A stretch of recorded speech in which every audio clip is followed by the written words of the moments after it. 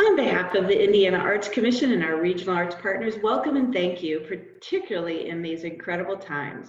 Your support is so very important to the arts right now, and we deeply appreciate each and every one of you for dedicating your time, energy, and valuable experience to this process. We couldn't do this without you. You are what makes our grant funding process fair and transparent. Your scores, averaged with your panel peers, determine grant awards. So what you do is so very important.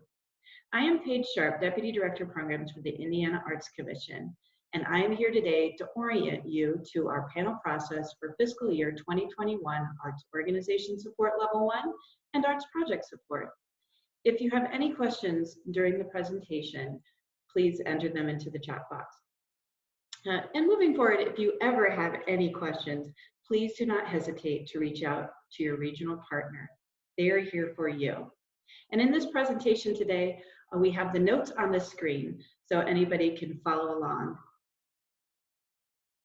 Here's today's agenda, and we have not one, but two guests to help you all prepare for panel day.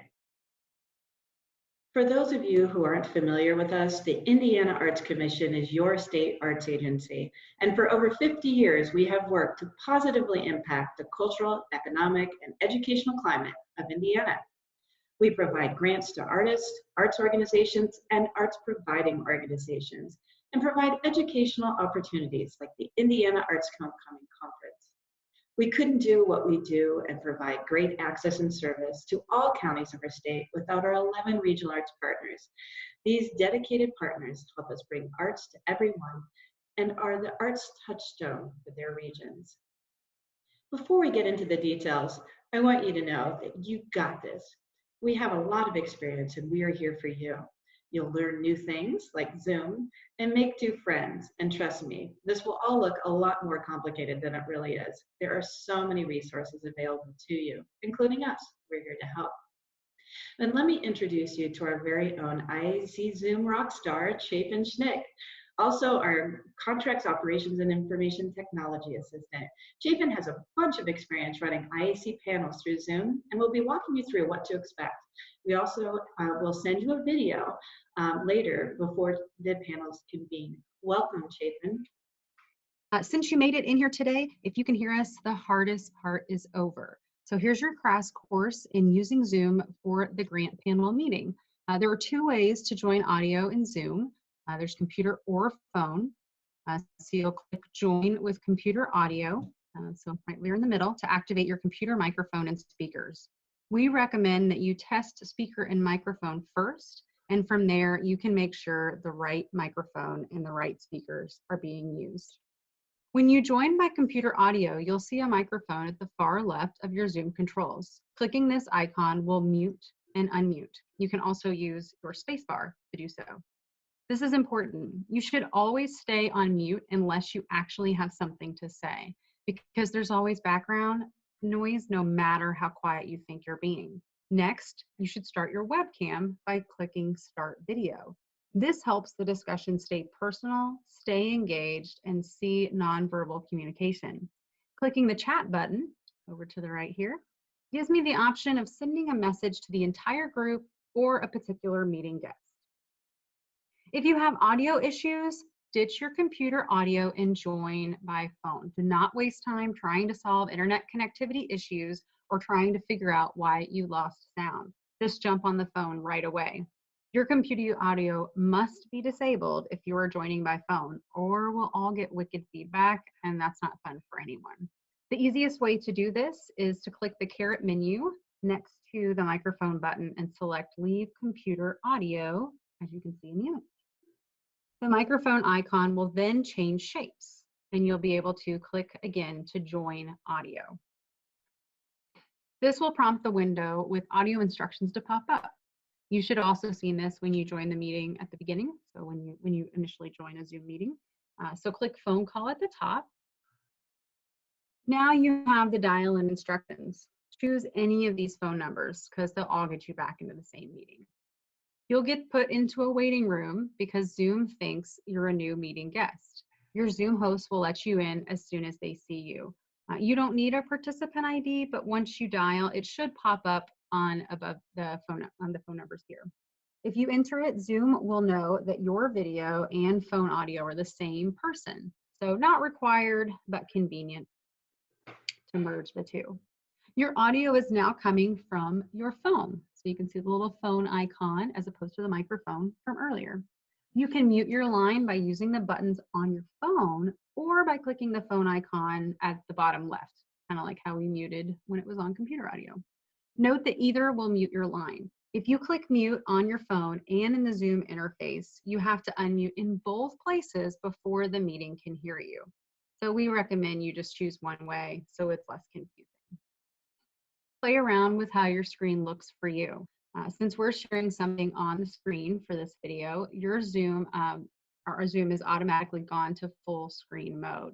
So we'd hit escape on the keyboard to be able to exit for full screen mode, just like you will when you are on a call. From here, you can click the small squares on the top right to change the layout for your own Zoom. You're going to have to play around to figure out what works best for you, depending on what you need to see on screen. We do ask that you have your online system, so our grants management system over here, found it, pulled up in front of you during the panel discussion, so you can refer to it. You can certainly adjust the size of your internet browser window if you wish to continue seeing Zoom on your screen at the same time. You can also minimize Zoom or have your online system take up the full screen. Zoom will continue in the background even if you can't see it. Your video and audio settings will also remain the same.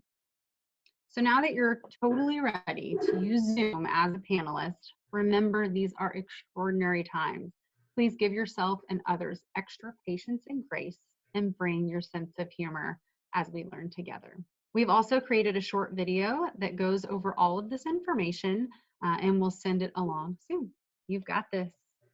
Okay, so now that you are a tried and true Zoomer, let's help make you the best panelist you can be. Let's go over the basic panel process.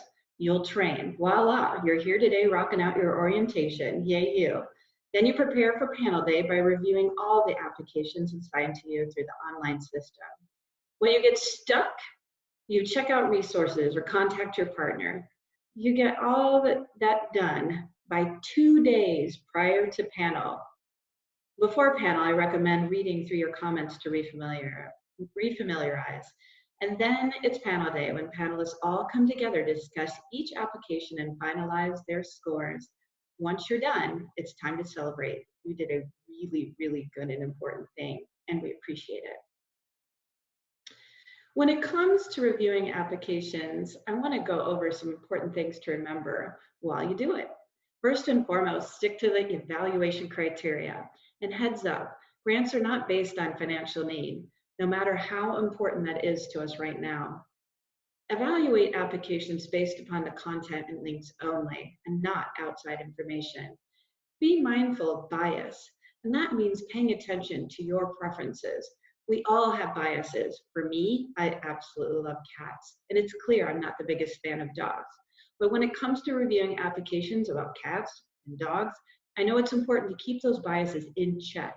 Again, score and comment by how the applicant meets the criteria, not your preferences. And do not compare applications. Again, you're reviewing by the criteria. And always be respectful and constructive with your comments.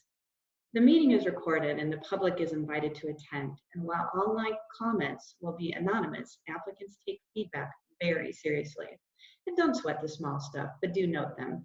These applications require a lot of time to complete, and many of these folks are volunteers or new staff.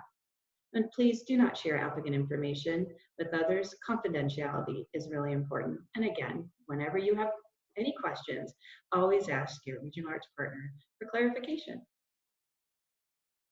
Now, we've deep and focused on inclusion, diversity, equity, and access, and we developed a video to help applicants and you navigate what this all means. Another thing to note that's new in the evaluation criteria is also in the applications. And for AOS, artistic quality is woven into other criteria. It'll make much better sense when you review applications. But a few things for arts project support. This year, we required everyone to provide artistic documentation.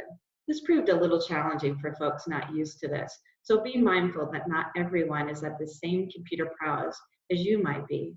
So don't be too heavy-handed. And for financial statements, public entities like schools, cities, and libraries, as well as universities, do not need to have submitted financial statements. If they did upload them, do not penalize them. It's not that big of a deal. Their financials really aren't that helpful, so we don't ask for them. They're absolutely huge. The point of financial statements for everyone else in our project support is to get an idea of the organization's capacity for implementing projects. So you will be paneling either or both the Arts Organization Support Level 1 program or Arts Project Support program. For both of these, the application needs an average score of at least 75 to be eligible for funding. AOS supports the operations of an arts organization, and applicants do not request a grant amount. The grant award is determined by the organization's budget size. Level 1 category is for organizations with a 3-year income average of less than $250,000. Most folks are well below that threshold, so it's something to keep in mind. And new this year, only of those applicants that were not funded this year are being evaluated. Due to the extraordinary world of circumstances and the high percentage rate for which we fund AOS grants, those that were funded last year and applied to this year are pre-approved for this year. They will, for FY21, they will not need to be paneled. In the APS program, applicants can request up to $5,000, but they need to match their request 1-to-1. That means if they requested $5,000, then they need to bring $5,000 to the table for a total project budget of $10,000. 50% of the match, or $2,500, can be in kind. In kind is anything donated by someone other than the applicant, like ad space in a newspaper, a reduced rental rate, or personnel support. Let me show you what I'm talking about.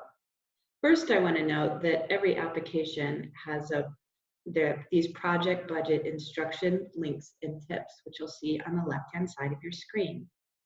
So if you forget this stuff, it'll be right there for you, as it was for the applicant.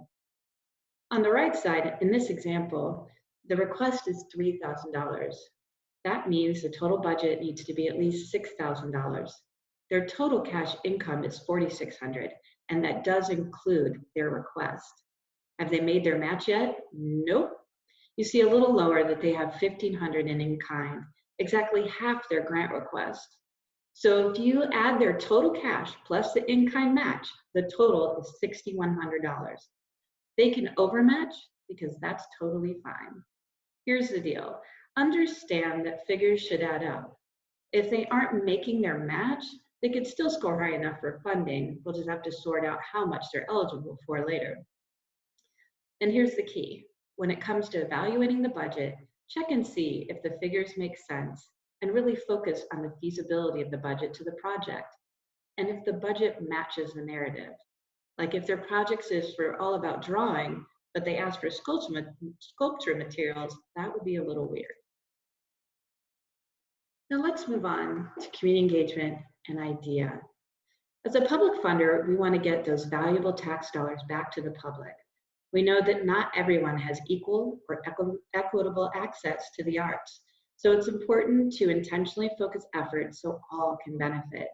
We focus on community engagement and IDEA so that our field understands what this means and why it's important, particularly for reaching what we call underserved communities, or people lacking access to arts programs, services, or resources due to isolated geographic location, low income, race, ethnicity, cultural differences, disability, or other circumstances.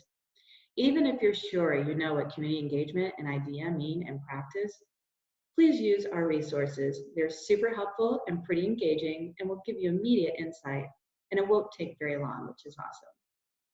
In short though, when it comes to community engagement and IDEA, it's what you do and how you do it. Community engagement is the what and describes the intentional cultivation of two-way, exchange-driven community relationships. And IDEA, the how, describes ways we intentionally remove barriers and welcome all to participate in those relationships. What could a barrier be for an arts project, for example. It could be the physical space of lots of ramps, with lots of steps and no ramps. It could be folks are uncomfortable going because everyone looks the same. What about the location? Is it easy to get to? What about for everyone? The key to community engagement is knowing who you want to engage and asking for their input, like how to address barriers. Idea work is coming up with strategies to address those barriers together. In short, inclusion means all feel welcomed and valued. Diversity is all the ways we differ. Equity, all having the opportunity to fully participate and access of any and all abilities. Our webpage, linked in the application, provides more detail. Don't hesitate to check it out. Now it's time to check out the online system. Something really important, whether you're new to this or returning, is to remember to bookmark the online system. It'll make your life so much easier. But if you end up being on a different computer, you can always access our online system through the Indiana Arts Commission website. Just go to the left navigation bar and click on Apply for a Grant. And so now I want to introduce our special guest, Deanna Polsma, our amazing Grants Research and IT Manager. Welcome, Deanna. So the first thing before you go in and start bookmarking the web address is to make sure, if possible, that you're using Google Chrome. You can use Firefox or Safari to access the site. However, there are functions in the system that just don't work as well. So if you have Google Chrome, be sure to use that when you go in to start your evaluations. Now, some of you may be an applicant or have paneled for us in the past. If so, you'll want to be sure to check up in the upper right-hand corner once you've logged in that you have selected your panelist role, not your applicant role. That way you can see what has been assigned to you for evaluating. You'll notice that you have a list of all projects that have been assigned to you for evaluating, and right now everything is red. As you begin entering scores and comments, it will change and turn green. It'll tell you what your progress is, how much is left, and once it's complete, it will turn into a green check mark. To access the application, all you have to do is click on the red exclamation point icon. And then once here, you can see your evaluation form on the left and the application that you're evaluating on the right. If you are someone who prefers to print off applications to evaluate, you do have that option. In the upper right-hand corner here, it says application packet with a little PDF. If you click on that, it will bring up the PDF for you to then download and print if you so wish. We will warn you, it is long and you will save trees if you don't print them. So as you go through here, we have information pretty much as Paige has described for you in summary, what to consider when you're thinking about comments that you're making, so on and so forth, the resources that are available. As you go down, you'll enter your scores on the scale provided, and it goes in line with the questions that are asked to the right. Once you've entered your scores, you have the ability to also enter comments by section. As you enter information, the system will autosave. However, if you feel the need to take off and come back to it later, we always recommend going down to the bottom and hitting save, because technology always has its glitches and it's better to be safe than sorry. So as you're evaluating here on the right, there are documents that are uploaded as part of the application. So I'll scroll down here. There are two ways you can go about viewing these uploaded documents. If you click on the blue link, that will actually download the document for you to then view. You can also click on this little icon, the eye on the right, and that will open up what is called the document viewer. In the upper left-hand corner, you have the ability to scroll through pages if there are multiple pages within the document. Over here on the right is a list of all of the documents that have been uploaded in the application, so you can just click on the next document if you would like.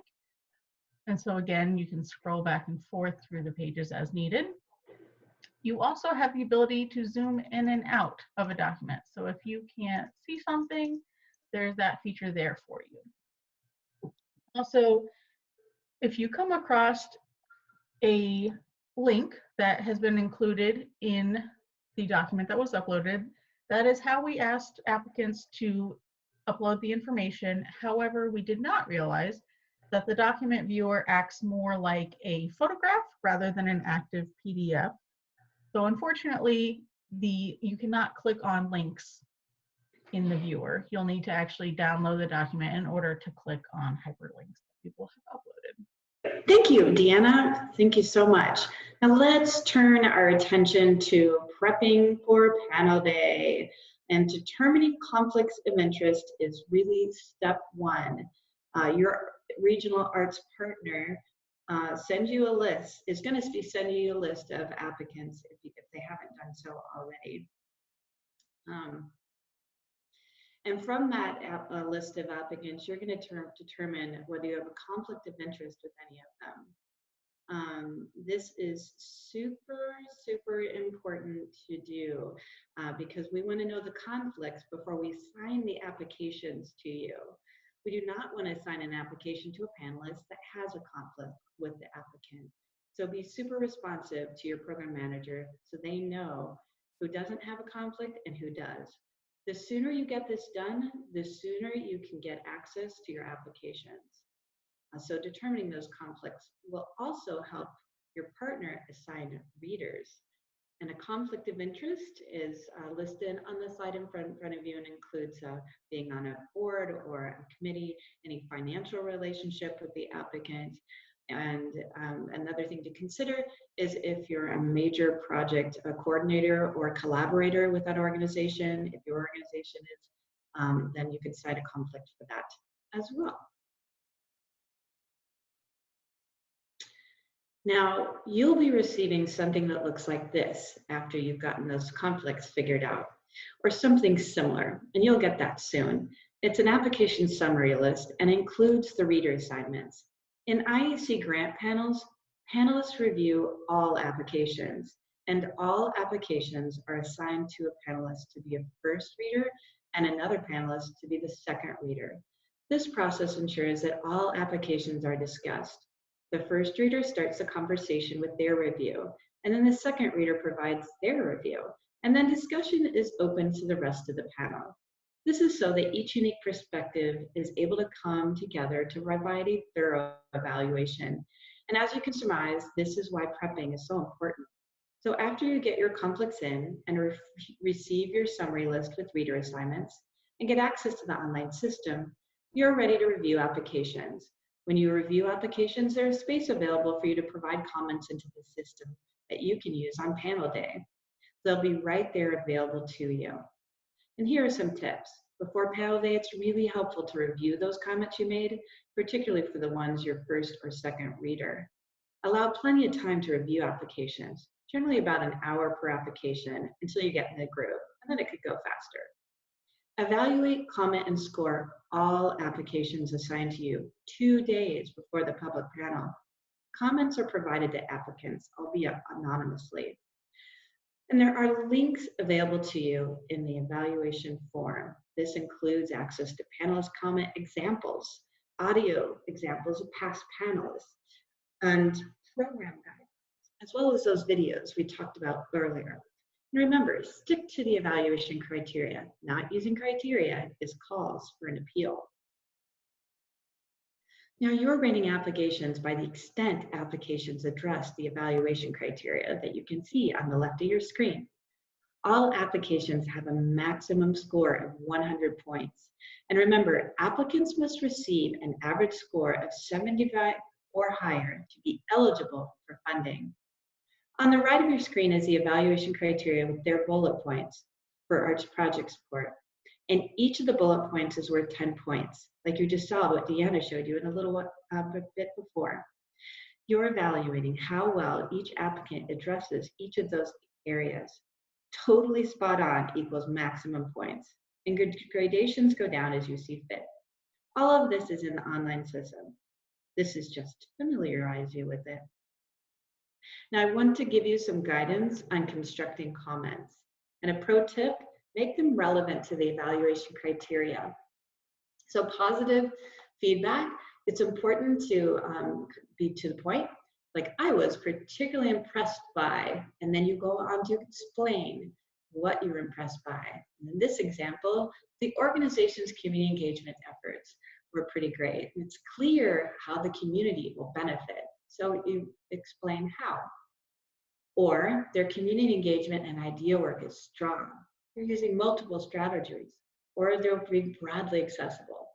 So you go on to explain why it's strong. Or this is a strong overall project. And then you describe kind of all the content areas. Another example is it's clear the organization is well managed. So you're explaining within that criteria exactly what is important to you and the criteria. Now, conversely, here's an example of constructive feedback. In reviewing community engagement and idea, there are a few things that could be strengthened. For example, it would be helpful to know how input was gathered from those they're seeking to preserve. Be sure to share the details in the application. It would really strengthen this area. That way, the applicant knows that they need to be a little bit more detailed so that they can fully get to that higher score. Or here's another example. Some things weren't clear to me. Is there one staff to manage this project? There's clearly a lot to it. So if you try to put also the questions that that are being raised as a result of their lack of clarity, helps them understand what they're missing and why that's important. Another example is like more detail would provide a much better understanding, and then providing explanation there. One tact that is helpful if you don't agree with the panelist that we learned from somebody a while back is, I appreciate my fellow panelists' thoughts, but I have a different perspective. And I thought that was a really good idea, so I wanted to share that with you. Now let's talk about what happens on panel day. You and your panelist cohorts and your regional partner and a facilitator, the person who runs the meeting, and an IEC staffer will all join 1/2 hour before the public panel starts. And we'll all come together on Zoom. That way we can sort out technical stuff, meet one another, and go over some reminders.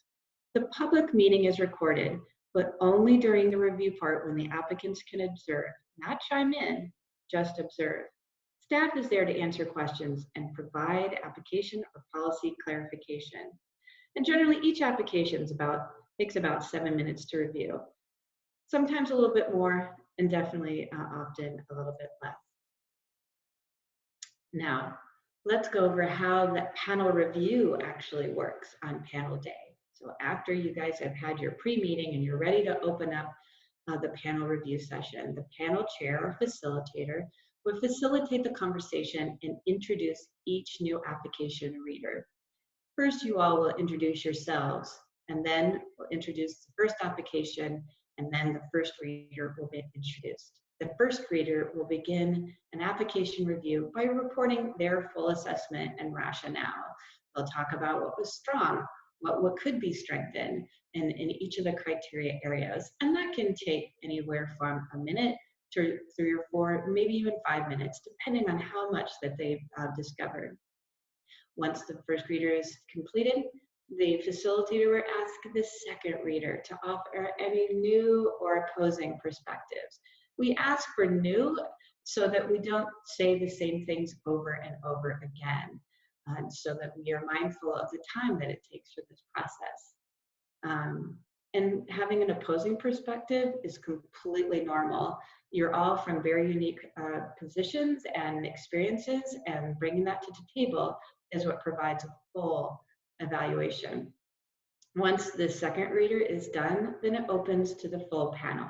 And I do want to note that sometimes a first reader is so thorough that the second reader could be like, wow, that was everything. They really hit it. And you can say, I have nothing to add. I agree. Thank you. So then the full panel, they chime in. And once that's done, the facilitator will ask all of the panelists to finalize their score. It's not uncommon with those full discussions for those scores to change because you come to light with different ideas. And you're like, I didn't think about that, or oh, I didn't see that. And that could change your score as a result. Panel then repeats this process until all applications have been reviewed and scored. And if a panelist does have a conflict, he or she will be excused from the Zoom room and back into a rating area while that application is discussed. And then they'll come back when they're ready for the next application. And the conflicted panelist will not score. Now, some things I want to remind everyone about is that don't mention scores in your comments, and don't mention scores or that you scored something highly in the review day. You don't want to, sometimes the applicants will think, oh, I did really well, but your other fellow panelists may not agree with what your opinion was. So just try to keep that to yourself. Now, applications will be assigned to you soon. And if you have any questions moving forward, as we've said over and over, always reach out to your regional arts partner to get help. They're here for you. I'm more than happy to help with anything you may need. Thank you and have fun.